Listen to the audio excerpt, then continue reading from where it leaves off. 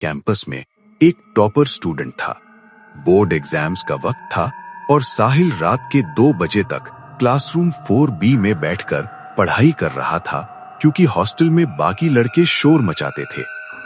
रात का सन्नाटा ऐसा था कि उसे अपनी सांस लेने की आवाज भी साफ सुनाई दे रही थी। अचानक उसे महसूस हुआ कि पीछे की किसी बेंच पर कोई बैठा है। उसने मुड़कर देखा, कुछ नहीं था।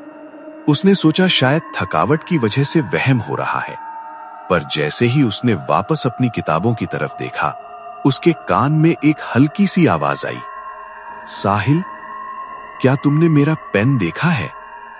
साहिल के रोंगटे खड़े हो गए। उसने धीरे से पीछे देखा। वहां एक लड़का बैठा था, पुरानी स्कूल यूनिफॉर्म पहने हुए। उसका चेहरा बिल्कुल फीका यानी पेल था और आंखें गहरी काली थीं। साहिल ने डरते डरते पूछा, तुम कौन हो? इतनी रात को यहां क्या कर रहे हो?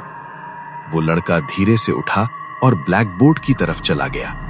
उसने चौक उठाई और बोर्ड पर लिखा, रोल नंबर 44। साहिल को याद आया, ये क्लासरूम 10 साल पहले एक आग लगने की वजह से बंद कर दिया गया था। उस हादसे में एक ही बच्चा मरा था, रोल नंबर 44। वो लड़का मुड़ा और मुस्कुरा कर बोला, टीचर ने कहा था जब तक मैं अपना काम पूरा नहीं करता मैं घर नहीं जा सकता। क्या तुम मेरी मदद करोगे? साहिल ने देखा कि उस लड़के के कपड़े धीरे धीरे जलने लगे और क्लासरूम से धुआं उठने लगा। जैसे ही साहिल दरवाजे की तरफ भागा, उसने देखा दरवाजा बाहर से लॉक्ड था। उसने पीछे मुड़कर देखा तो वो लड़का उसके बिल्कुल करीब था। उसका हाथ जला हुआ था और उसने सुहेल का गला पकड़ लिया।